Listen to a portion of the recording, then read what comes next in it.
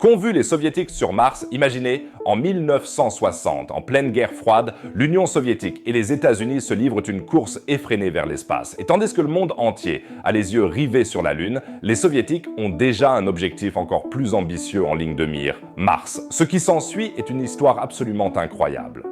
Nous allons découvrir les images originales, peu connues mais incroyablement fascinantes, de la surface de Mars et de la lune martienne Phobos. Alors restez bien jusqu'à la fin. Bienvenue à tous.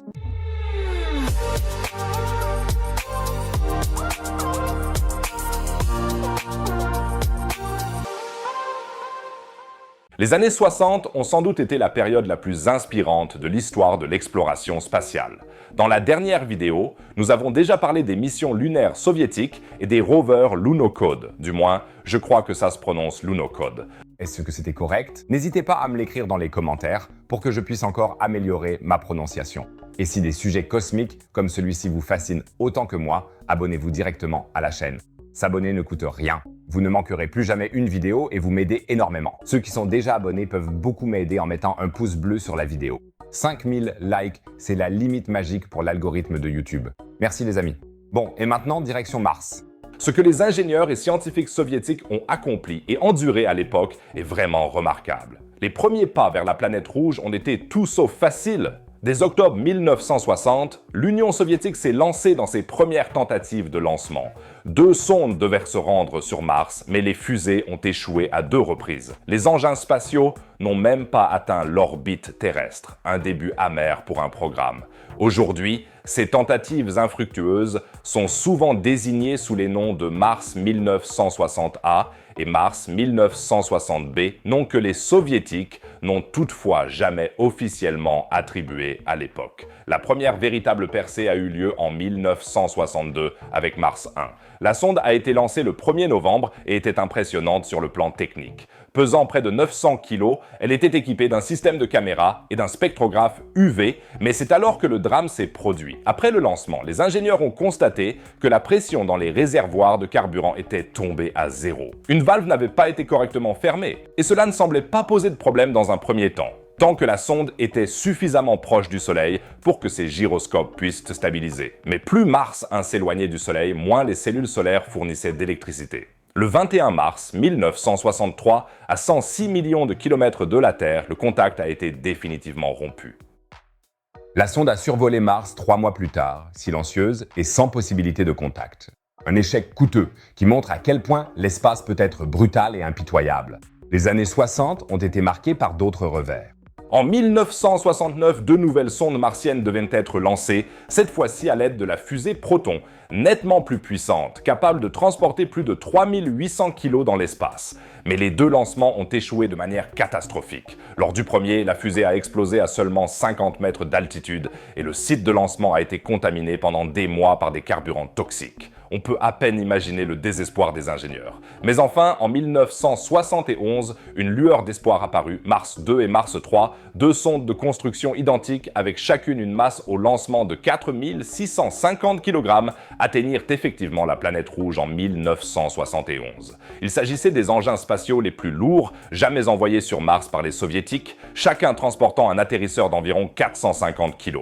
La particularité de ces atterrisseurs était qu'ils embarquaient de petits rovers de type Prop-M qu'ils devaient larguer de manière autonome, avec un câble de 15 mètres de long pour la transmission des données, et cela en 1971. Mais là encore, le destin s'en est mêlé de manière déplaisante. Sur Mars 2, le système de contrôle automatique a échoué. L'atterrisseur est entré trop abruptement dans l'atmosphère et s'est probablement écrasé près de la chaîne de montagnes martiennes Hellespontus Montes. Mars 3, en revanche, a réussi. La sonde s'est posée à la lisière du cratère Ptolémée et a commencé à transmettre une image. Mars 3 a ainsi été le premier atterrissage en douceur réussi de l'histoire de l'humanité sur Mars.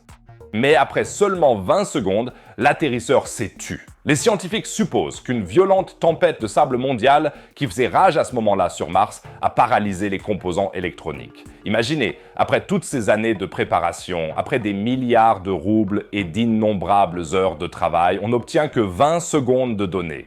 C'est à la fois frustrant et fascinant, car Mars 3 a transmis cette image. À ce jour, on se demande encore si l'on voit ici une véritable tempête de poussière martienne ou seulement des parasites radio. Quoi qu'il en soit, il s'agit de la première image que les Soviétiques ont pu envoyer à la Terre depuis la surface de la planète rouge. Malgré la qualité de l'image, je trouve cela assez remarquable. Les orbiteurs Mars 2 et 3 ont certes atteint leur orbite, mais là non plus, tout ne s'est pas déroulé sans encombre. Les caméras ont pris des photos sur pellicule, mais avant que la tempête de poussière ne se calme, les particules de poussière avaient exposé la pellicule. Il existe néanmoins quelques images de l'orbiteur Mars 3. À gauche, nous voyons l'atmosphère martienne, clairement délimitée, et à droite, quelques régions montagneuses près de l'équateur martien. Bien sûr, de nombreux détails ne sont pas visibles, mais n'oubliez pas que ces images datent de 1971 et ont été envoyées depuis une distance de plusieurs millions de kilomètres de la Terre. Et puis il y a cette photo de Mars prise à une plus grande distance, prise par l'orbiteur Mars 3. À droite, l'original, à gauche, la version colorisée. Incroyable, non? Une planète étrangère entièrement photographiée il y a plus de 50 ans. En 1973, une véritable armada a suivi, Mars 4 à 7. Ces missions devaient réussir un atterrissage sur Mars avant les sondes américaines Viking. Mais le timing était défavorable, Mars n'était pas dans une position optimale par rapport à la Terre, les sondes devaient être plus légères et un désastre technique est venu s'ajouter à cela. Quelques mois avant le lancement, les ingénieurs ont découvert que les transistors de l'alimentation électrique étaient corrodés. Le fabricant avait remplacé l'or par de l'aluminium, une erreur fatale. Une réorganisation de la production aurait pris 6 mois. Le lancement a donc été reporté à 1975. Mais les dirigeants politiques en ont décidé autrement. Les sondes devaient quand même voler, avec seulement 50% de chances de succès. Et ce qui devait arriver arriva. Mars 4 atteignit Mars, mais l'électronique était déjà en panne. Mars 5 réussit à se mettre en orbite et fournit une centaine de photos, mais tomba également en panne, cette fois probablement à cause d'un impact de micrométéorites. Mars 6 réussit à séparer son atterrisseur qui effectua même des mesures jusqu'à son atterrissage, mais ensuite plus rien.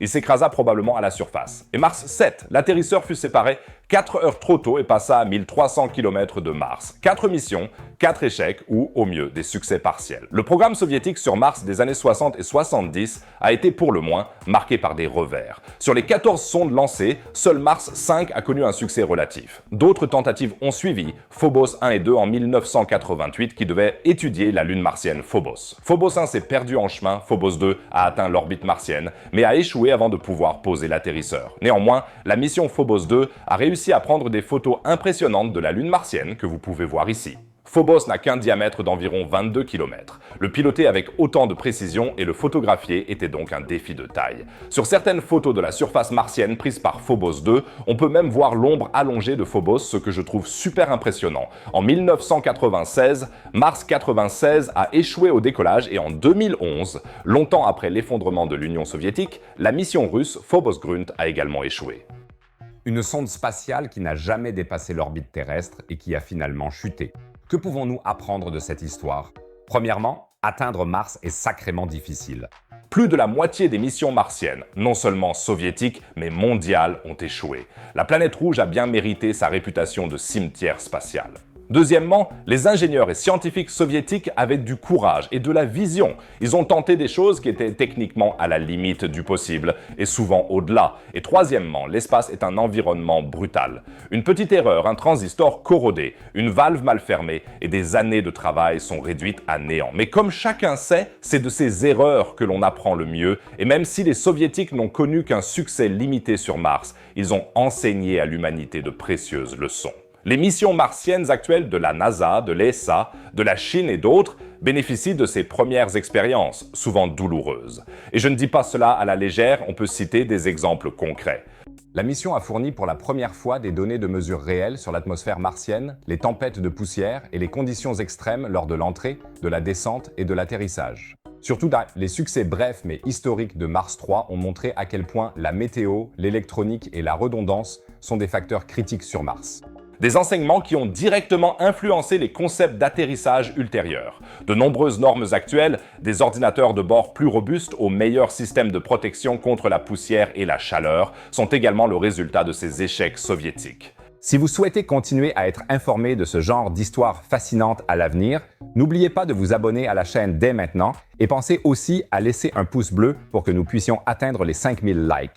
Et à propos de l'élaboration de bases scientifiques, je vous ai préparé une vidéo très spéciale. Je me suis récemment rendu au CERN en Suisse et j'ai pu visiter des zones normalement fermées au public. Là-bas, des scientifiques étudient l'un des plus grands mystères de l'univers, l'antimatière. Pour moi, cela a vraiment été l'un des moments forts de ma carrière YouTube jusqu'à présent. Dans cette vidéo, je vous emmène dans les coulisses de la recherche sur les particules et vous montre des expériences au cours desquelles de l'antimatière est produite. J'ai mis tout mon cœur dans cette vidéo, j'en suis assez fier. Alors n'hésitez pas à cliquer en haut à droite pour la regarder, cela me ferait très plaisir. Comme d'habitude, vous trouverez une autre vidéo passionnante en bas à droite. Sinon, je vous dis à bientôt dans la prochaine vidéo. Prenez soin de vous.